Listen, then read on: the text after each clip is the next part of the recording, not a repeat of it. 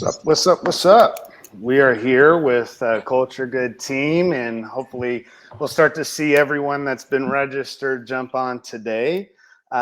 If you're joining us after this workshop and you're watching the recording, this is our April workshop. We every month come together to provide opportunities for us to think different about business, the world, our impact, how we engage with people in meaningful, fulfilling ways rather than just doing leadership as usual. And so I'm excited to join George Rogers and Shannon Rose on our workshop. You know it. Go ahead, Shannon. You kick it off. Sure. I'm Shannon Rose. Shannon Rose Farrell Jackson is my full name if you want to look me up. But I am a love-based consultant, which means that I basically come into large corporations, usually the darkest of the dark, and some of those corner aspects, and I bring and hold space for love to come in and do its great work. I help people communicate, connect, move through change, all kinds of things, but I do it with heart, and that's just who I am. Some people love it, some people hate it, but eventually they love it. And exactly. I have a new 5-month-old puppy, Sammy Blue. He's a blue-ticked coonhound. He is keeping me super busy, so if I nod off, you'll know why. It's not because it's not because... the content, Ryan. Yeah, okay, good. I just wanted to make sure we're clear on that. And George, man, I'm excited. I got a dog too. She's a golden doodle and lots of energy. So I'll post a funny video clip we did last night, just a little bit about the clip. But she's very territorial of me. She does not like anybody, high five and shaking my hand without her permission. She wants all the love. So she's a jealous dog. So let's see the video. Interesting. Especially being a married man, so that just got a little weird, George. I don't think you should add anything to that. But I'm here in Nashville, Tennessee, and partnering with the company here. We do a lot of, as we're talking about doing good. One of the things that we do here is we're in the recycling. So we do a lot of give backs and donations in the tech world across Tennessee and surrounding states. What's the name of the company there that you work for? So it's S3 Recycling Solutions. It's ITAD. We work with K-12, financial banks, medical, hospitals, Nice. dispose of all their e-waste equipment, old laptops, computers, phones, medical equipment. And then we repurpose those equipments and partner with, nonprofits and things of that nature to kind of give back. So that's awesome. Fits with what we're talking about today. Yeah.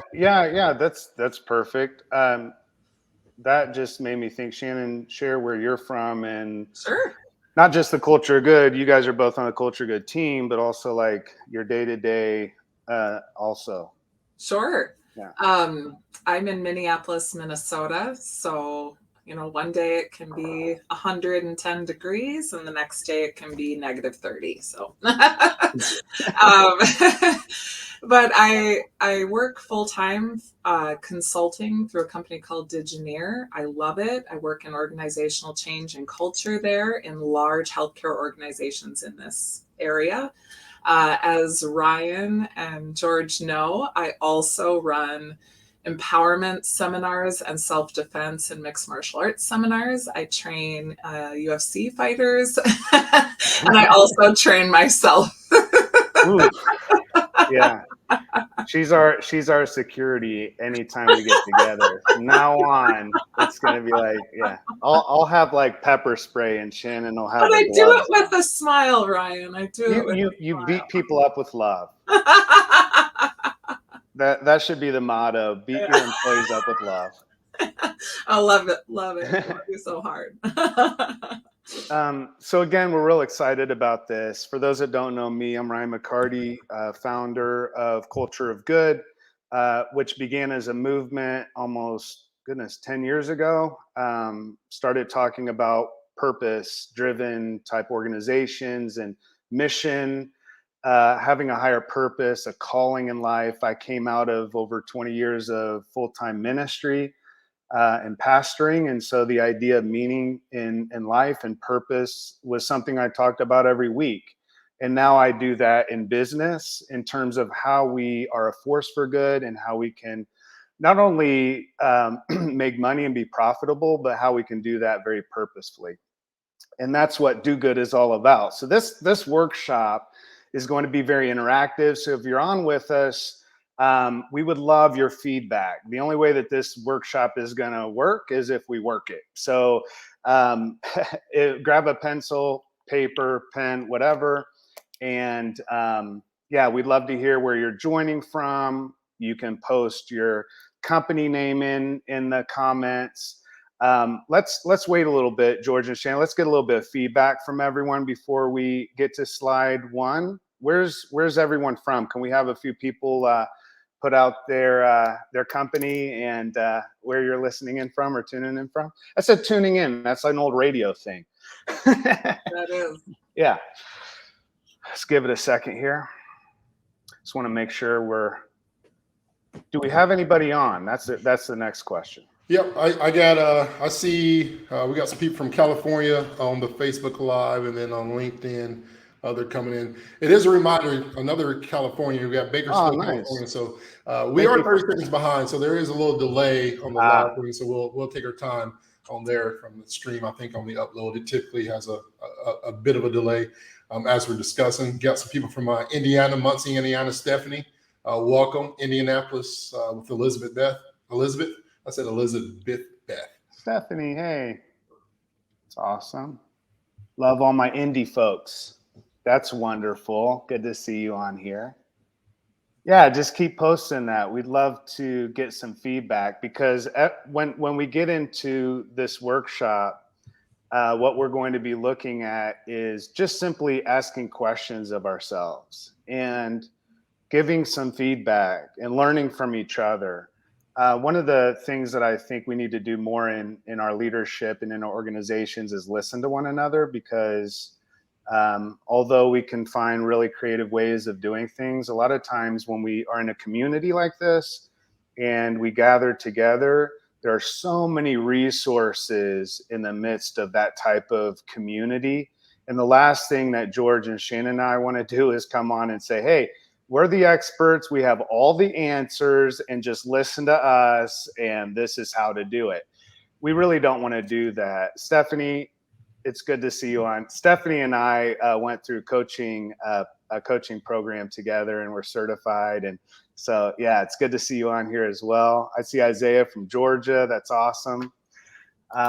So we're excited to be able to be with everyone, but we would really love for you to also give your feedback because we'd like to hear what your company's doing in terms of the good. And when we say good, what we're talking about is how organizations operationalize their community impact to engage all stakeholders with good. So this isn't just, what some might say touchy-feely. This is how to operationalize, and the way that we do that with the culture of good is unique, but I know that every one of our companies has a different way of really living out our soul.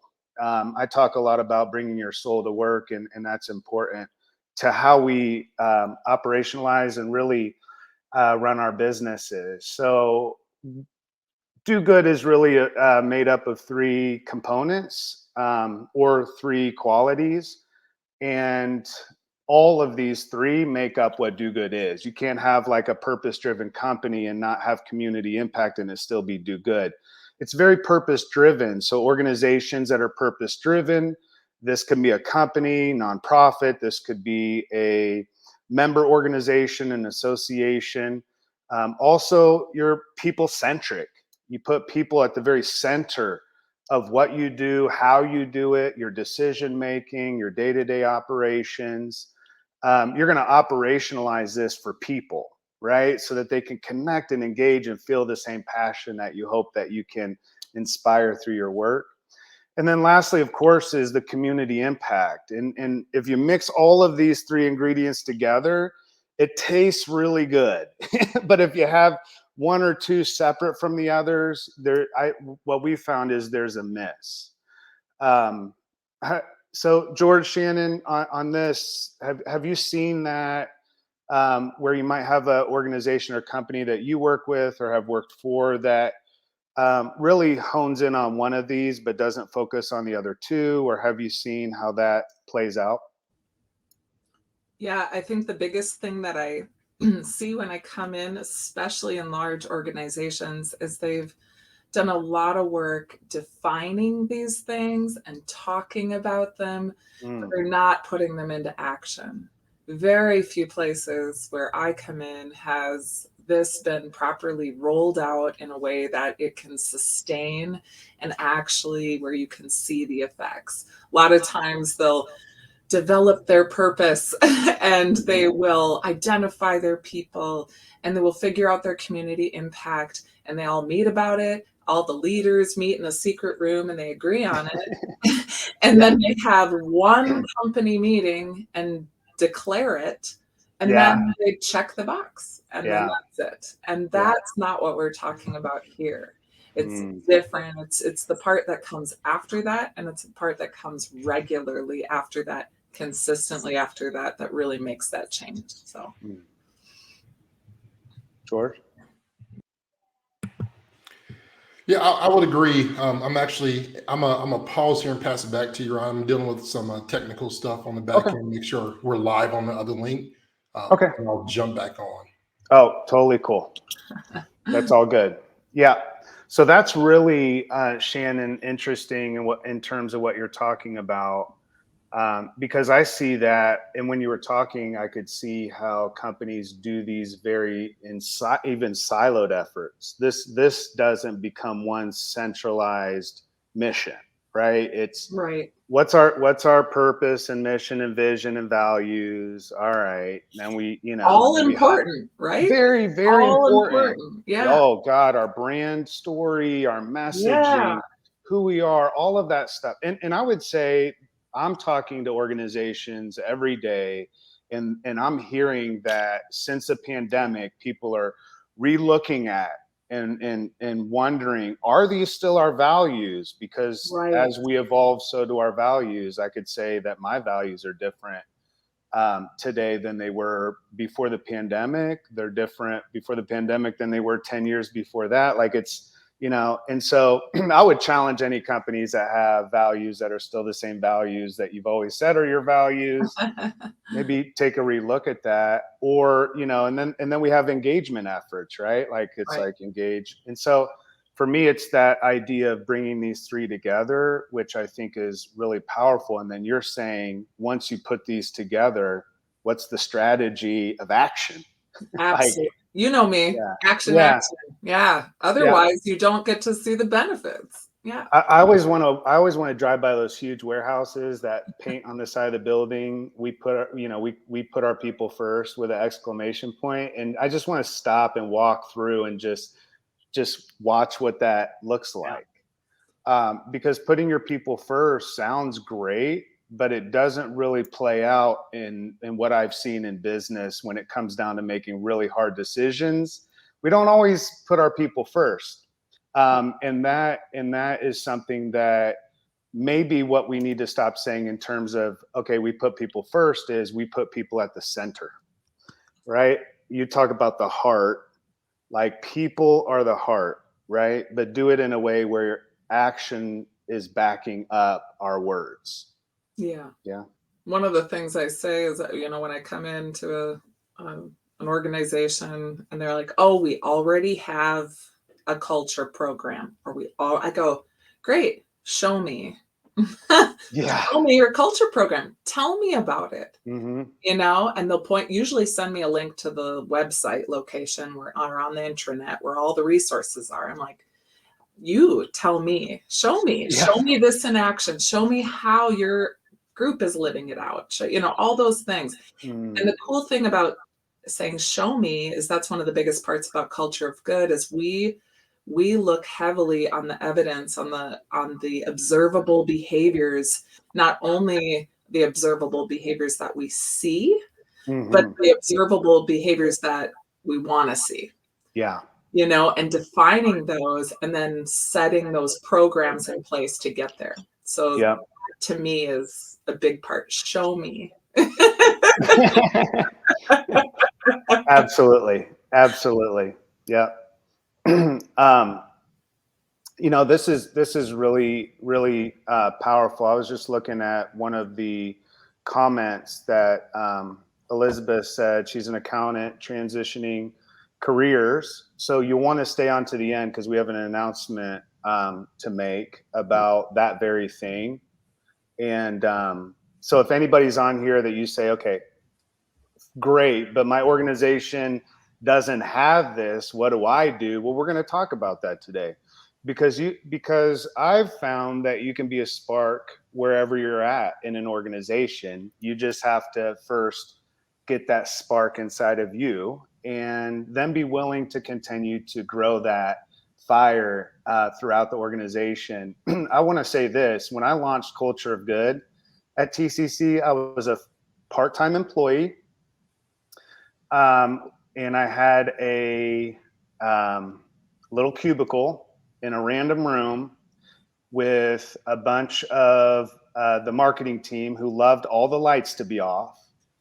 So I don't want to hear anybody say, well, I'm nobody in my company. How am I supposed to do good and get people inspired?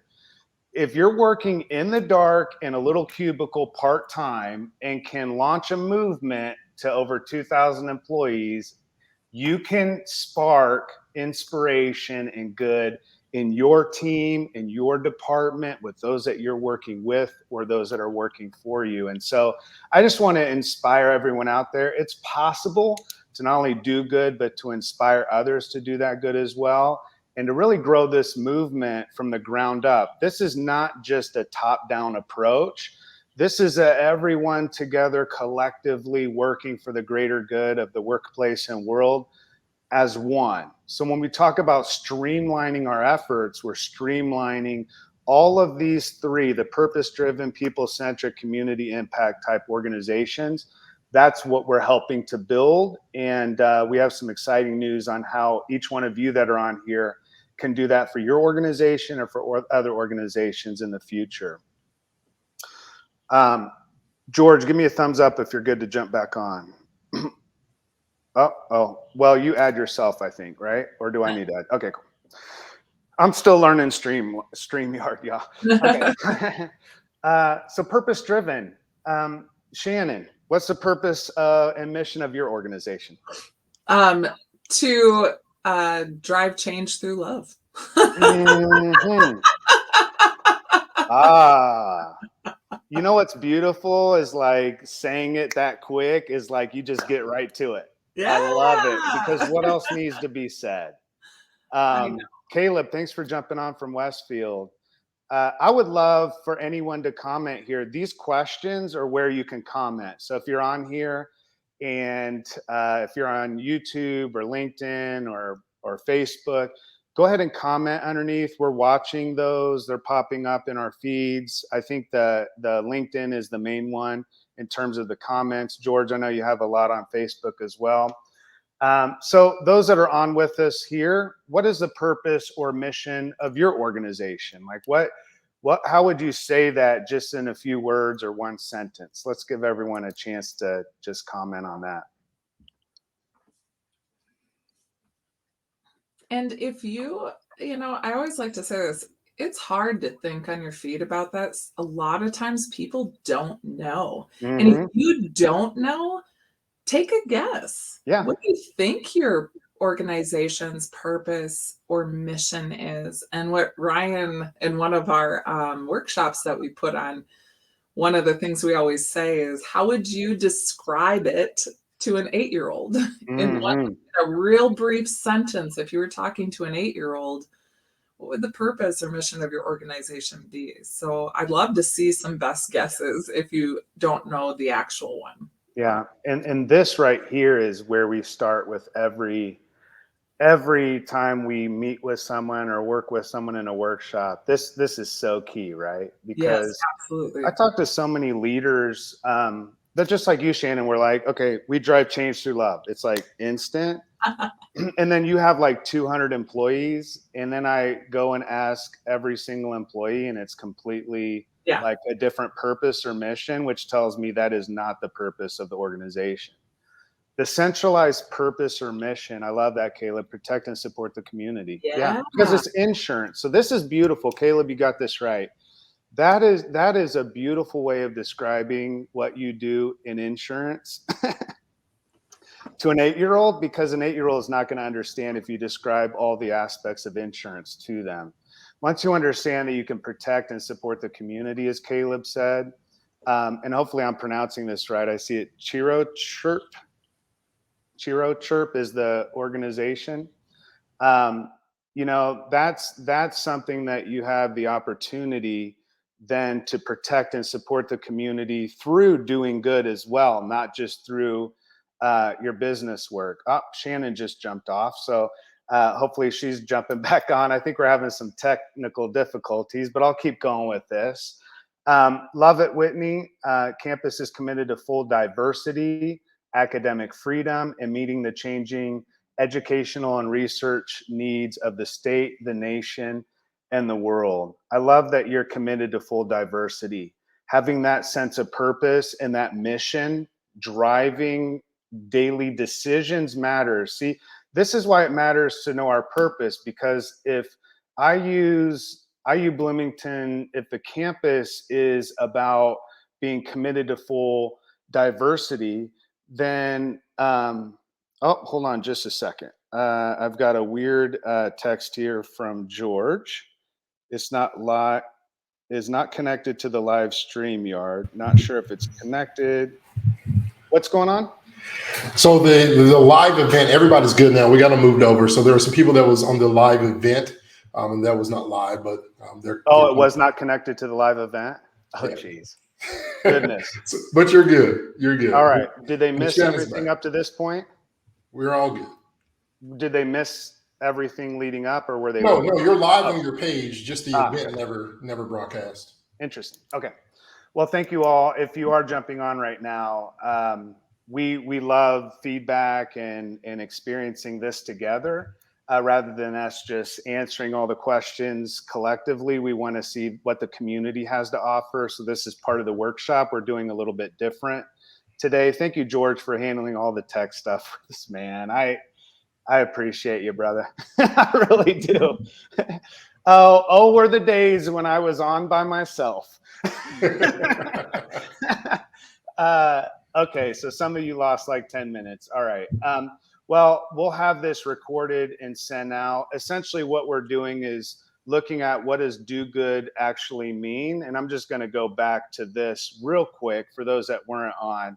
Do good is very purpose driven. It's people centric. It's community impact, all collectively one effort, streamlined doing good. So rather than having these in siloed efforts, these are very tied together and actually support each other and support the community that you call your organization, company, nonprofit, or association. So we're asking people what the purpose or mission of their organization is.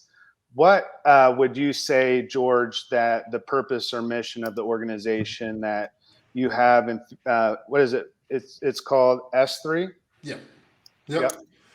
So really our purpose is to build and grow people and impact our community by doing that through the technology world. So we Nice. grow people, lead people, and impact the community.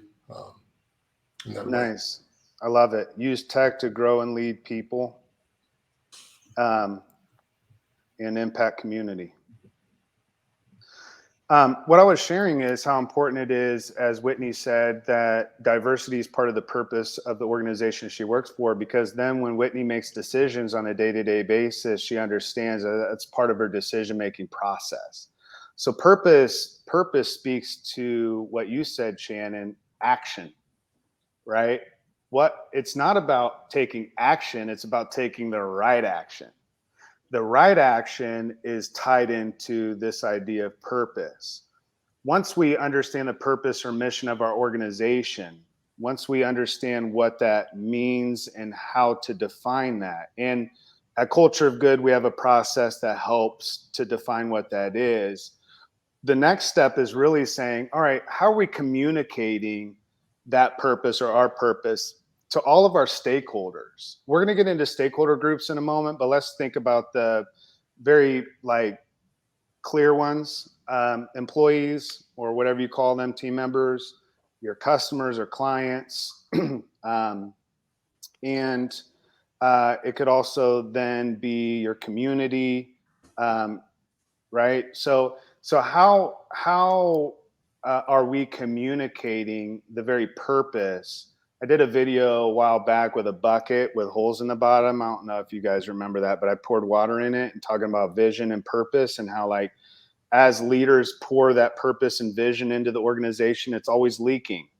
Vision leaks, purpose leaks, messaging. So we have to constantly be communicating and pouring that purpose back into the hearts and lives of our people. So what are some ways, George, Shannon, that you could add that are really creative or maybe just really solid, sustainable ways to communicate purpose to stakeholders? So one of the biggest things when we come in is we do this stakeholder analysis. We first have to figure out who all our stakeholders are. Yeah. And you'd be so surprised when we go through this exercise how many people are like, oh, our clients are a stakeholder. Mm-hmm. Oh, our vendors, our contractors.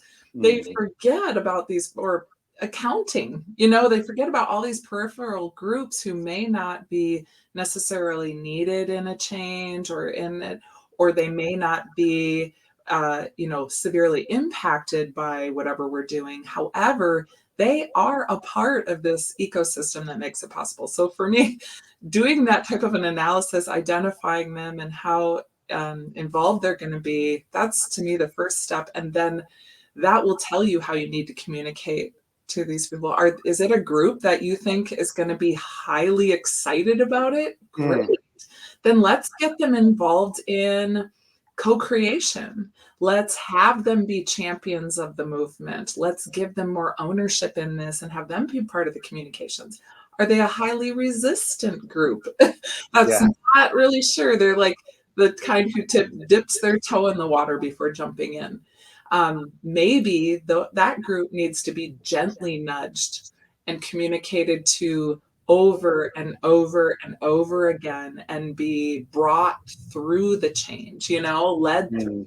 So there's just there's different ways of communicating to our stakeholders, but first and foremost, who are those stakeholders to you and your organization?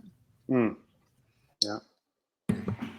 Yeah, I would agree. I would say identifying the stakeholders and key stakeholders is important. And one of the things that I believe is huge in adding on to the identification of that is also understanding how they communicate or receive communication. Yeah. Right. Because not every one of us receives the same type of communication. Some people may need presentations. Some people are communicative. Some people want to see it and read it to be able to believe it. But I believe I always dictate, 3 keys for me and our company is really identifying and then communicating with the project drivers, people who are going to drive the project, the purpose and the goal and that vision. And then with that, making sure everybody understands the expectation, right? If you understand your role on that, also understand the expectation that you may have for that as well, so that you can be able to balance and understand, how am I participating in this and how am I communicating? And then the final thing is how you measure, right? Are you measuring? The most important thing is their time. And I always say the greatest ROI is never money for companies, it's attention. If we can get their attention, we can gain their trust, the money will go. And so those are some of the key steps and foundation steps that I believe in. Obviously, identifying, how you're going to drive it and really make sure we understand the expectation on both sides. I understand what you're expecting so that I can prepare to be able to deliver that, and you understand the expectation that we're bringing, and then measure it as you move forward. Yeah. If anybody's on and would like to share in the comments ways that potentially you're able to see how your company or organization is utilizing communication methods that you might think are unique. Obviously, email is important, right? cannot be the only thing that goes out. I liken it to the marketing idea that you're always marketing yourself internally, and how important it is to market your brand 7 different ways for people to connect and engage with it. This is just how my mind thinks. And I've always thought if we could come up with multiple ways of communicating, that really matters, because to George's point, not everybody communicates the same way. So people might be, it might be that we have a great purpose and a great mission, they just might be missing it. There's some keys with this that are really important. The CEO, owners, executive team, although this is not a top-down approach, if they're not fully bought in, and if they're not speaking to the mission and the purpose of the organization on a consistent basis, there's a miss there. Does that mean that you can't do it? No, that just simply means that that's something that is going to need to happen at some point, where leadership needs to really utilize the purpose and mission and lean their influence in, because to George's point, it creates attention when leaders speak about something. How do people know within our organizations what matters to us if we're not prioritizing it with what we're talking about? So I encourage every type of communication going out. There's a lot of complexities with this when you have contractors, that's a stakeholder group. When you have contractors that, I talk to organizations, they're like, okay, we have several contractors that have worked with us for 30 years and they have a flip phone, Ryan. Like, we're going to have to print this out on a flyer and hand it to them with a magnet and tell them to put it on their fridge when they get home. So they'll that's how they need to be communicated to. So I think knowing your people is really important, and that's going to get to that people-centric piece.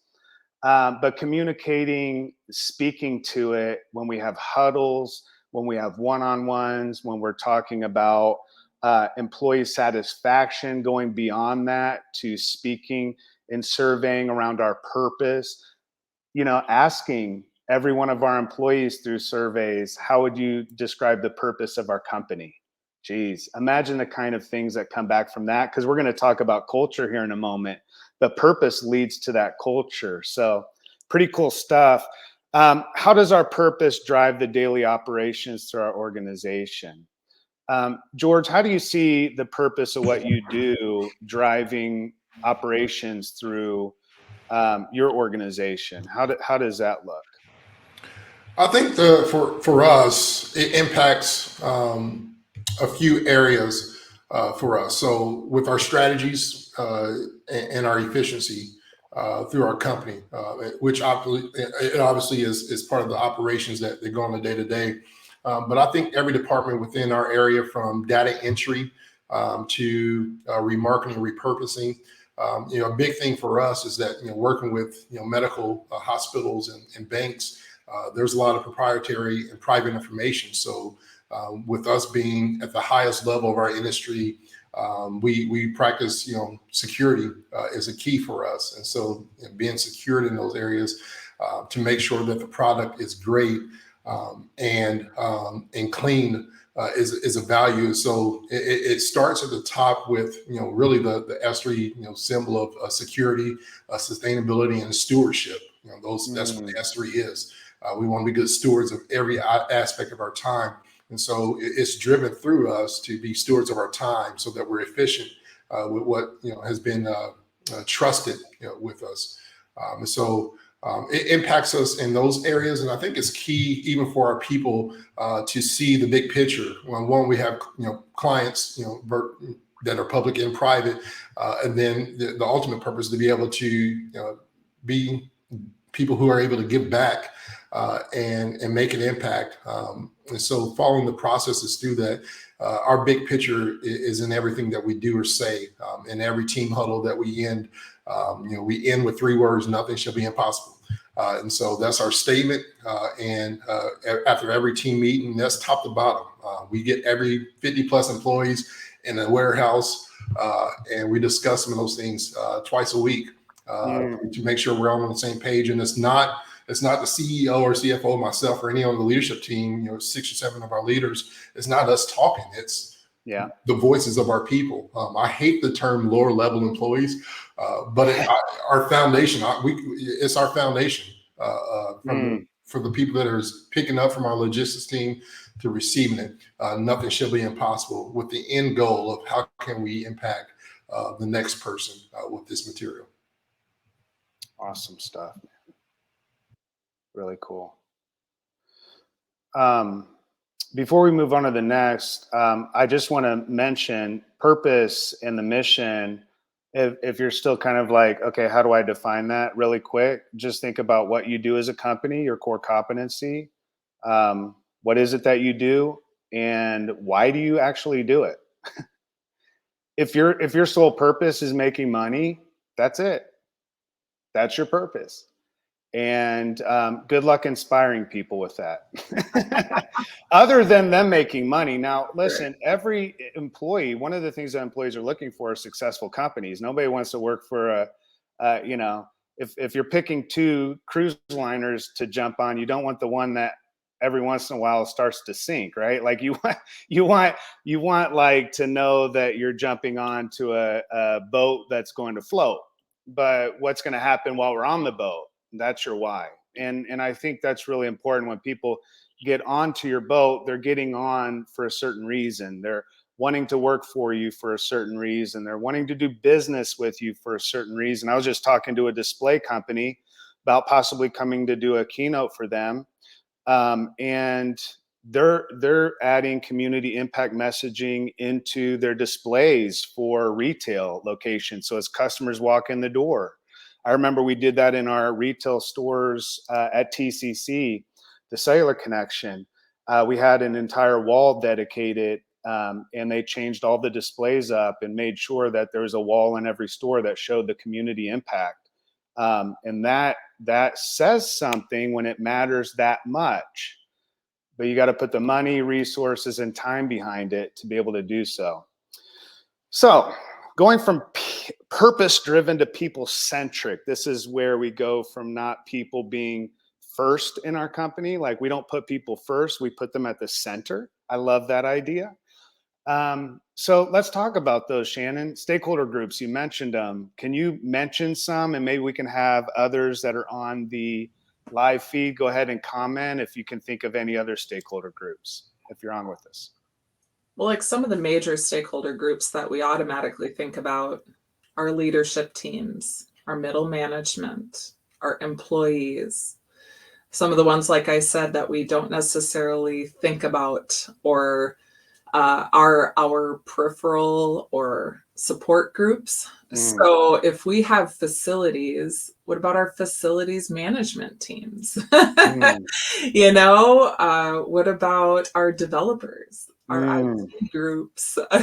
Yeah. The people, HR, people are paying our paychecks and things like that. What about any vendors that we work with? Maybe we leverage some certain systems or drivers or transportation groups. And those are all part of our ecosystem, as well as, and I think of it as, anything that is entering and feeding into our company and anything that is receiving stuff from our company. So if we're getting parts and we're buying and purchasing, they're part of our group. Yeah. If we are delivering to clients, which most of us are, in services or product, they're part of our stakeholder group. So when I think about that, there's all this stuff, but one of the most important stakeholders is yourself.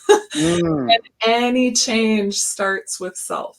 So I always remind them that you yourself are a stakeholder and need to be included in this process. And if you want change around you, you need to start with self. Again, that centric piece, and not in a selfish way, but you need to be starting that transformation. What are the blockages in me? What's my own resistance to this? And where is my heart in this? And when you get on board, that energy starts to emanate out. So there you go. How's that? Oh, geez. That's beautiful stuff, yo. I'm going to put that up right here. Any change starts with self. So good. Yeah, I think about like board member, like if we have a board, a foundation, if you have, there's all types of other type, stakeholders. George, can you think of any? Or also, George, you could maybe add in, what are we actually helping to define, right? So like, okay, we have our middle management. They're completely different than in terms of our conversation with the executive team or the owners or our vendors.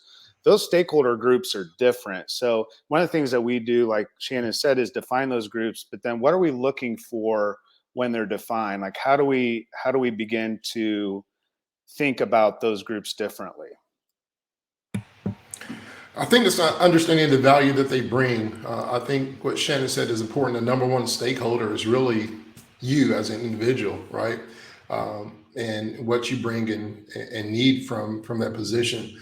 But depending on those types of stakeholders, and she mentioned a lot, the suppliers, employees, investors, the customers and clients that you may have in the community that is around you that you want to impact, depending on what type of business. Sometimes you're connected to city or government officials. And so there's different value adds there that you do. And so the engagement, changes. I can see Shannon's face now. I was like, where did Shannon go? Peekaboo. And so, making sure, and it goes back to what I said earlier. I'm always about the communication piece. There's, how you communicate and what you communicate, the type of communication. And massaging that relationship the right way to not necessarily make sure you're trying to please somebody, because we don't want to get in the pleasing business of people, but you're aligning the principles that you want, that's geared and centered to the heart piece of, as we begin in the beginning, that purpose to where we're going with it. I love it. I think it's cool to think of it in terms of like blind dating each one of those stakeholder groups, like you're wanting to engage with them. So how do we blind date them, or like speed date rather? It's not a blind date, it's a speed date. And we're essentially like asking quick, questions to learn about the person, not to get the conversation over, but what kind of questions will we ask when we're just getting to know someone for the first time in an intimate way, really, where you're asking vulnerable questions. What are you passionate about? What do they care about? What are the challenges they have at work that are different than other people's challenges? What makes them tick? Looking at every aspect of who they are really helps with what George was talking about, actually communicating to them in ways that can motivate and empower them to be engaged in what they need to lead this forward. What qualities of a workplace culture are current and future stakeholders looking for? Yeah, George. I would say that. So, going into that, I think a recent conversation with one of our investors, Daryl Freeman. Every time I see him, it's about it, what you did, but the conversation then leads to opportunities for growth, right? And so there's two things that Rod and Daryl really focus on within our network and our business is, all right, opportunities for growth. And then because we're so important and culture is so important, culture collaboration. How do the team and the culture of our company then goes to that next step? And I think that's good communication. We seek opportunities for growth. Congratulations. Let's celebrate and reward. Have a reward system in place for the success that we come past. But then we're looking to the opportunity of growth and really having that centered around our strong purpose and core values. And so, we recently, and even in this discussion yesterday in our leadership meeting, started discussing the revision of our core values and how that aligns with our overall purpose and moving in the right direction, so that we can. It's part of the language. It's part of who we are. It's part of everything that we say in every aspect of our movement. Good stuff. I think one of the biggest things when you think about qualities, it's like, we could list off a ton. We want it to be flexible. We want there to be give back component. We want all these things, but the point is that stakeholders want to see this culture and they want to see the effects of the culture. Mm. The only way to get to the effects of that culture are, like we talked about, by putting it into action and creating spaces that are driven and held accountable by strong culture facilitators. Not every company has that, right? Yeah. I get that, right? Not everyone has, they might have someone who is devoted to defining the culture, to creating content around the culture, but delivering it, driving the culture, making sure it's put into action each and every day, holding it accountable, measuring it, all those boring things that we don't want to think about because we love being excited about it and creating it.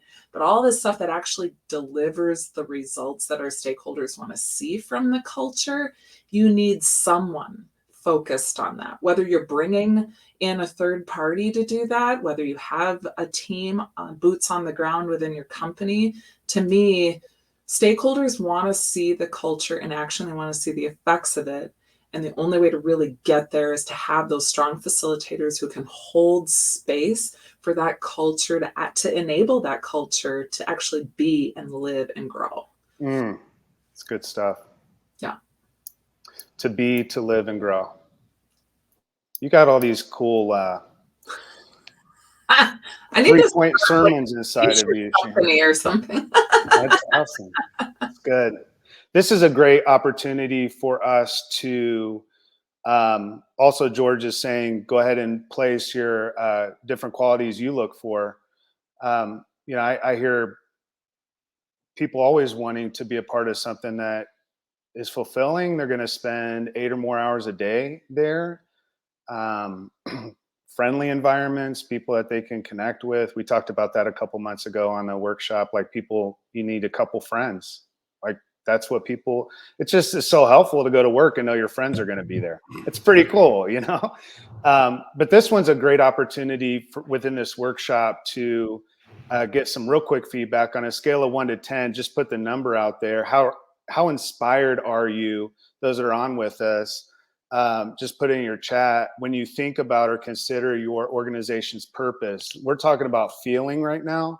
And this is something we do with Culture of Good quite a bit. And I'm going to give you an example on how to recalibrate that. But on a scale of 1 to 10, and I'll go ahead and put mine in, how inspired am I when I consider my organization's purpose? Well, with Culture of Good, it's pretty inspirational because that's most of what we do. But there's still a lot of room to grow in that, and I think that's important to have. And so I'm going to give myself, in terms of my feeling, I'm going to just give myself a 7 on that. If there's anyone else that would like to post their number in there, go ahead and put that in, or you can just write it down on a piece of paper. And then once you write your number down, then I want you to write another number down. So we're going to go beyond feeling. Shannon brought up observable behaviors earlier. I'm just going to give you one observable behavior, so maybe we can recalibrate that score. How inspired are those around me by how inspired I am on a scale of 1 to 10?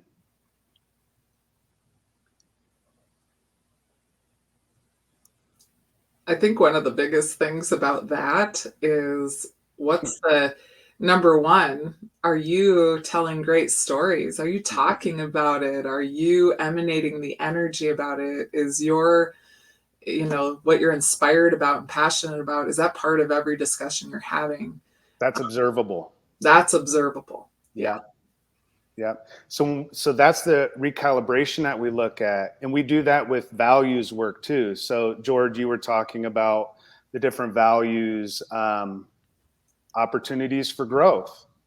Say somebody is like, yes, that's what I want. And then you say, okay, here's a list of 5 observable behaviors. So when we have opportunities that are afforded to you, do you take them? Do you sign up for that professional development class? Do you, so is there observable ways that we can see the values lived out in individuals, teams, and the entire organization? That's a powerful way of looking at it. Thank you all for jumping on and putting that number. I went from a 7 to a 5. And I do think I'm inspirational to others, but I know that no one, I used to teach leadership in church all the time. And I would tell my leaders, if everyone around you could only be inspired 50% of what you are, how are you showing how inspired you are? Like, to Shannon's point, like, you're going to be more inspired than anybody else, right? Like, yeah, but how is that translating to those around you? Because that's always going to be less. So continue to look for ways to be inspired. And that's hard to do sometimes when we get into the day-to-day and in the whirlwind of work and what we have to do. This is the powerful piece of what we're talking about in terms of do good. It's the community impact. And this is something that most companies, I'm finding, in organizations have some way that they're doing good, that they're caring about the community. I would love people to share. This inspires me when you share. And that's why we encourage people to share the good that you do, not because it's about bragging, but because you can inspire others through that good.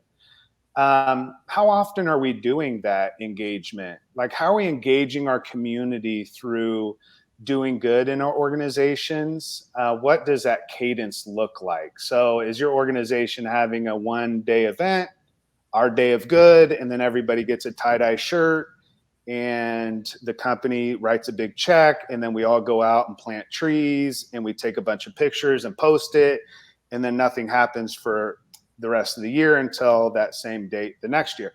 Or is there a cadence? Others I've talked to, business owners, said, I've got a million things. Every time someone comes up to me, I write them a check and they go do good with it, but there's no strategy. So how often, George, Shannon, should people be engaging in community good? Like, what does that look like through the culture of good? And then as an example. You want to go first, Shannon? You go. I'll say this, because I think when I first started doing good and really being involved with culture of good, it looks different for everyone. And I think some people get demotivated, right, because they see like a TCC, right, the heartbeat of it. I mean, we're talking about thousands and millions of backpacks over the course of years. And it's like, man, we can't do that. But the reality is you can do the most important word in all of this is do what you can. And with the time that you have, with our business and our company, for instance, one of the new departments we just launched this morning, we have we got a team of 2, and twice a month they have to do something outside of these 4 walls of our business. Nice. And so that's what we're able to do. And it's not always about money. Sometimes the greatest ROI is time. Give your time to people. And some people just need love or empathy in your hands to serve. And so I believe it's what, number one, figuring out what can you do within the means. And it doesn't always have to be monetary. It's not always about money. All these huge industries and companies, they can give money, but I think the greatest impact that has ever been made with me, Ryan, and you were a part of that, was time. And I think that's the huge value for me. Shannon, what about you? Yeah, so I was going to say something similar in the beginning, is that there is no one size fits all for this. There is no weekly, daily. The thing is it's about, to me, it's just about consistency and about doing it even when it's hard, even when it seems impossible, and even when you don't want to. Yeah. Going up to the mission all the time. So I get that from my mixed martial arts training, that white belt mentality. I'm never there. I will, even when I'm a black belt, I still won't be there, because there is always something to be moving forward to. And the way you move up ranks, the way you make impact in the world, is by showing up, whatever that cadence is, consistently over time, and showing up no matter what the conditions are.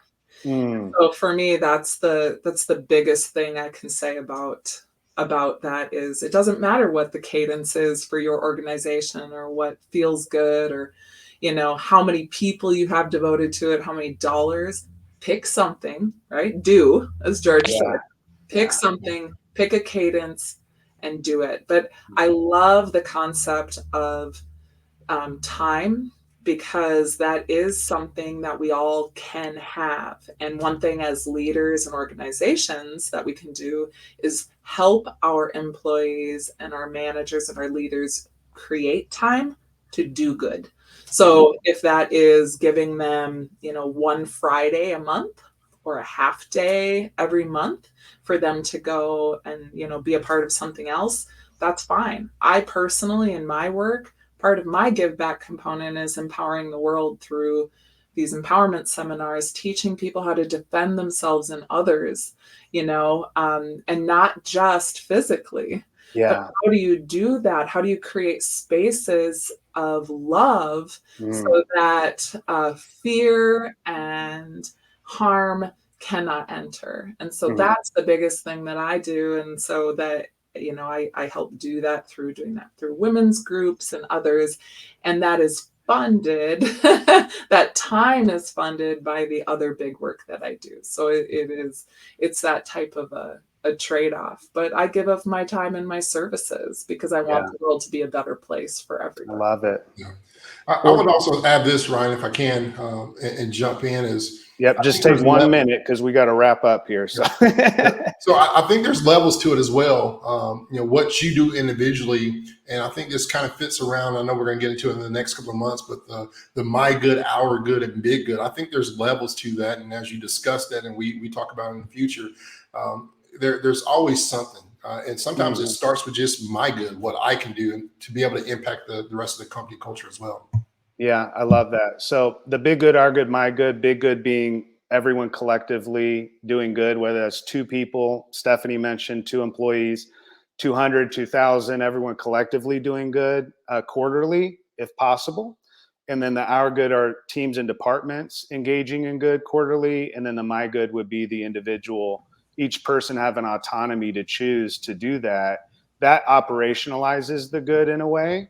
If you need that type of system, that is something that we teach.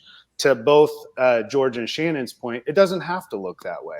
It could look completely different, but that is a way to operationalize it.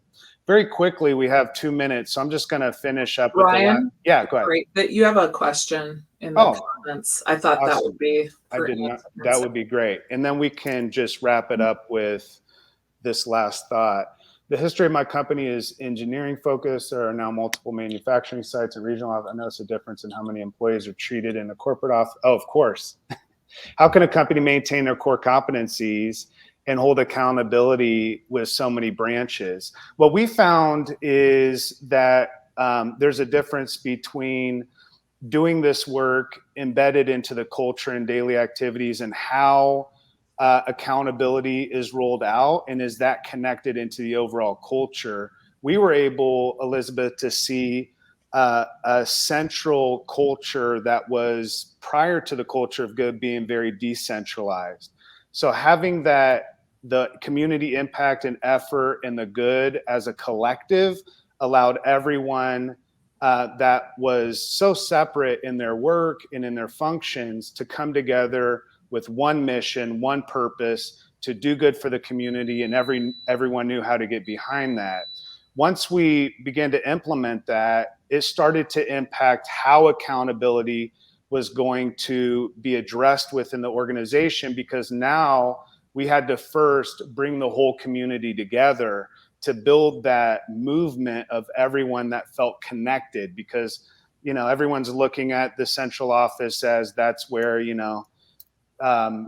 that's where all the effort's put into it, but everyone in separate offices may not feel connected. So first we're looking for connection, relationship, time, and to have something that everyone can collectively get behind. Once we did that, then we were able to focus on aspects of accountability and other things. If you start inputting accountability without knowing all those stakeholder groups and all those departments, and you're not giving them opportunity to feel fulfilled, you're again putting rules, regulation, and compliance into a system that at the very beginning people don't feel connected to. So we start with a sense of purpose, driving the overall mission of a collective good on a big good scale where everyone knows what they're getting behind, what the purpose and vision and values of the company are, and then operationalizing that for engagement and doing and action, as George and Shannon have been pointing out throughout this process. Once you do that, then you can start to add elements of accountability because people know why in the first place. If they don't know why they're being held accountable, the assumption would be that they're doing something wrong. And so we're focused on that rather than how do we drive a culture by people doing something right.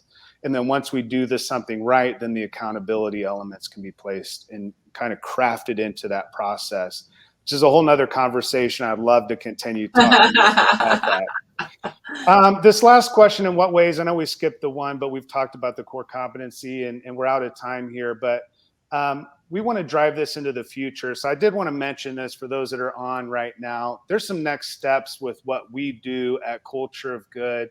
We love dreaming together with other organizations on how to develop a culture of good, a do good element that really drives the organization and the culture and embeds that into the daily lives and work of every single stakeholder. So we build that together.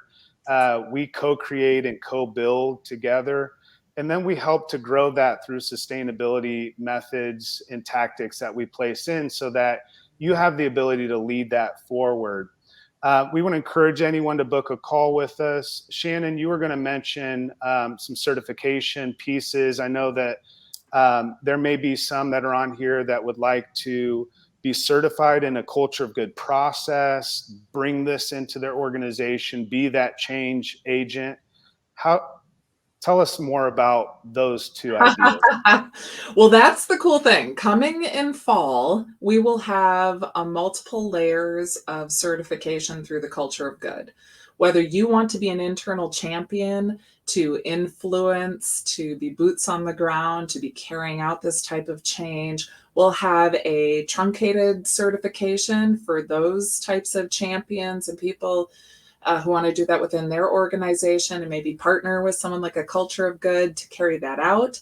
We also will have full certification. We don't have it all identified as to when these will start, but coming in fall, we'll have a longer certification, a more thorough certification for people to actually partner with Culture of Good and carry this out holistically, the holistic process with all the documentation and the processes and the tools and things like that. You can get fully certified in Culture of Good and how to carry that out from beginning to end. That rocks. Yeah, I'm excited about it. So if you're interested in any of that, you can go on cultureofgood.com/contact, and it's a real quick thing. Throughout this month, anyone who fills that out is we're gonna select a company at random. For those that fill out that form, it's a real quick, probably takes 20 seconds to fill that out. And we're going to select a winner that will have some time with us, an hour or two with our team, just to think and brainstorm and to get this into a way that will work specifically within your organization and for your instance. The last thing I would add as we end, lots of little announcements. If you have an event coming up, I have a brainstorm session that I'm going to go live next week on Thursday from 11 to 12. And we're just going to brainstorm all the events that you have coming up, ways to increase audience engagement, to do good while you're there with your team, and to really speak to the heart and soul of people. Business can be a force for good. George, Shannon, you guys are a tremendous force for good. I am excited to see what the future holds for those that were on with us today. Hopefully you got some content that made you think, that you can process. This will continue to be evergreen, will be available on our site and on LinkedIn as well to watch and to go through those questions. If you're interested in wanting those questions typed out, we can send that out to you. Just reach out to us again at cultureofgood.com/contact. Let us know that's what you're reaching out for, and we can send you a list of all of those questions as well, so you can sit down with your team and ask them the same things and see what you get out of those responses so you know exactly how to build this moving forward. Thank you guys so much. Thank you, George. It's my pleasure, man. It's been an honor as always. Let's do Thank good you, together. Shannon. Yes. Hi, everybody. Let's do good Love together. to you all. Hopefully we hear from you, and those that have events, I'll see you next Thursday. Talk to you soon. Bye. Bye.